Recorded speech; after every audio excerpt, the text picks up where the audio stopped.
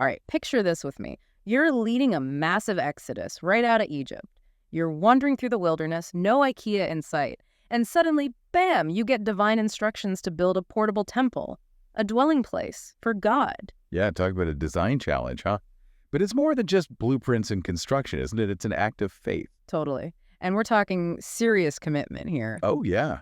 They were creating a physical manifestation of their covenant with God in the middle of nowhere. This wasn't some flimsy tent either. We're diving deep into Exodus, chapters 37 through 40. And let me tell you, those chapters read like divine blueprints. Super specific. Down to the cubit. And just to give you a sense of scale, a cubit is about the length of your forearm. No pressure, right? But seriously, imagine the Israelites fresh out of centuries of slavery.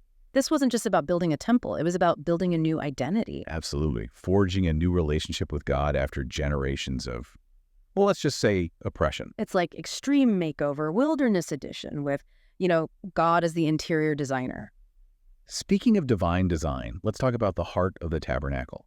The showstoppers, the Ark of the Covenant, the table of showbread, and the golden lampstand, each one with a very specific purpose. Practical and symbolic. You can't separate the two. Each one reflecting that complex relationship between the Israelites and their God. It's fascinating, isn't it?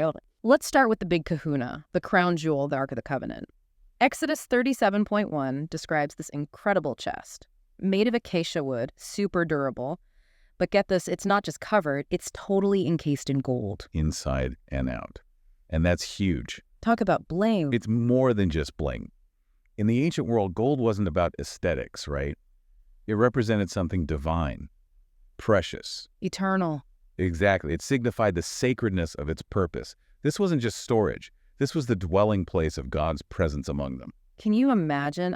Talk about a statement piece. Oh, absolutely. What really gets me, though, are the cherubim on top. Oh, yeah, those angelic beings with their wings outstretched, shielding the ark. Like guardians, protecting something incredibly sacred. Exactly. Emphasizing the holiness of what the ark contained, these stone tablets with the 10 Commandments. Heavy stuff. No kidding.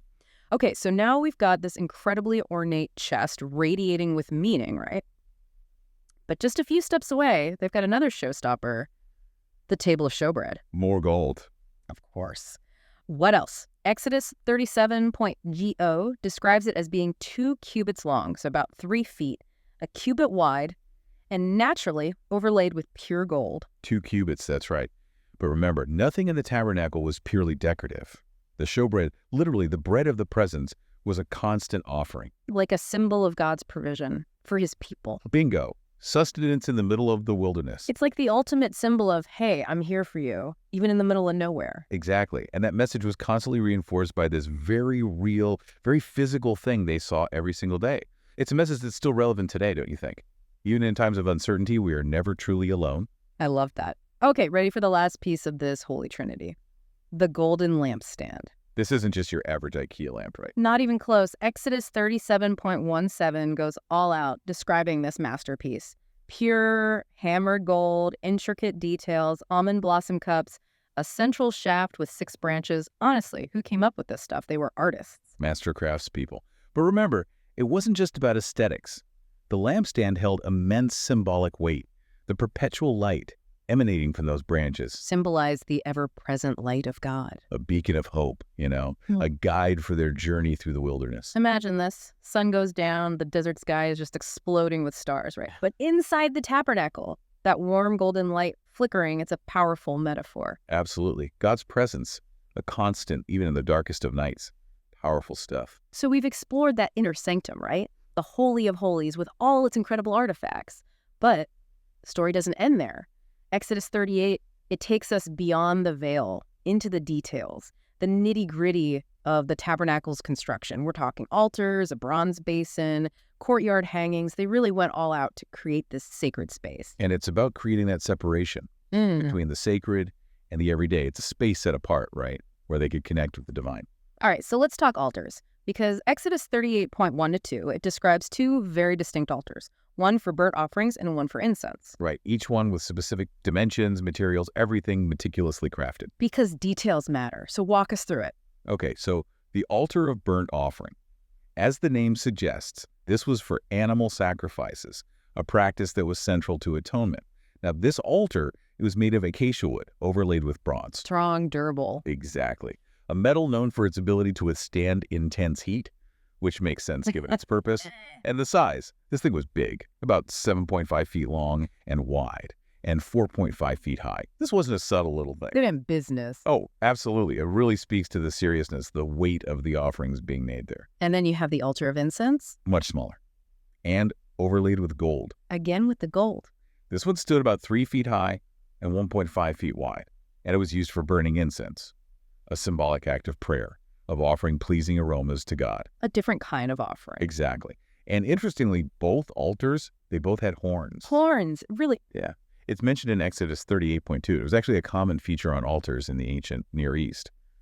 They symbolize strength, power, but also Go on. refuge. Yeah.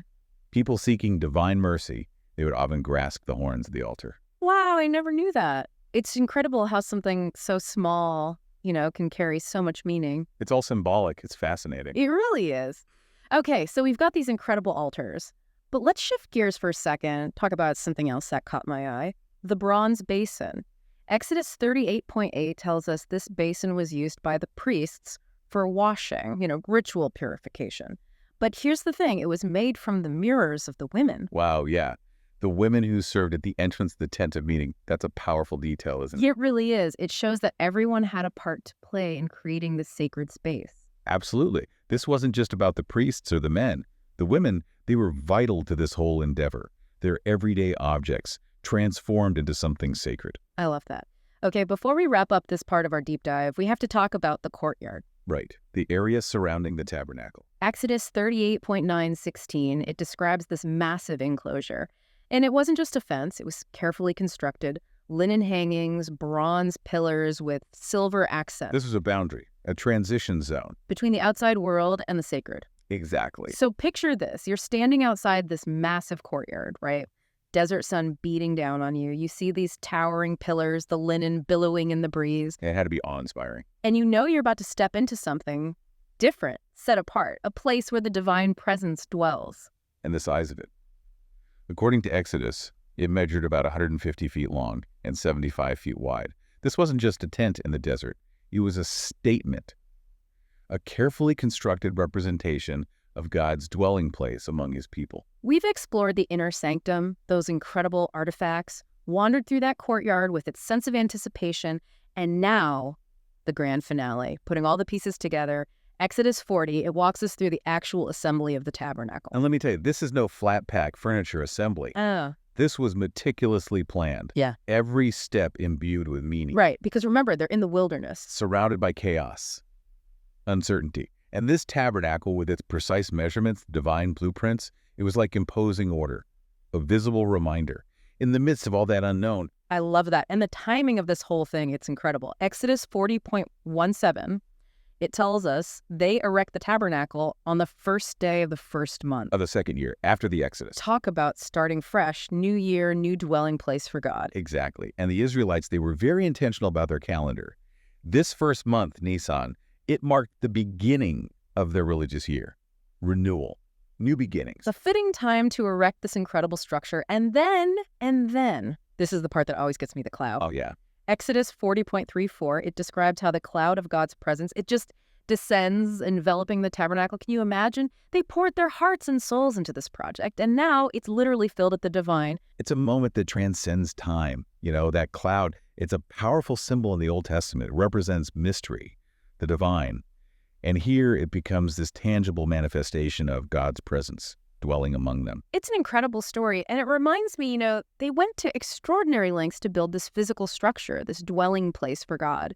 But ultimately, it's about something much bigger. It's about the relationship. Absolutely. The tabernacle, with all its intricate details, its symbolism, it points to a truth that's timeless. No. God desires to be present in our lives, even in the midst of, everything. It's a story for us, even now, thousands of years later. It really makes you think. If the Israelites, fresh out of slavery, wandering through the wilderness, if they could create something so powerful, the symbol of their faith, their commitment, what are we capable of creating in our own lives? Where are those sacred spaces, those places where we can connect with the divine? Something to ponder, right? Until next time, keep diving. Welcome to Charlie and Mia's podcast. We're embarking on an exciting journey to read through the entire Bible in just 1 year. Every day, we dive into Scripture, exploring its meanings and how it applies to our lives today. We invite you to join us on this incredible adventure of learning and discovery. Don't forget to subscribe to our channel so you never miss an episode.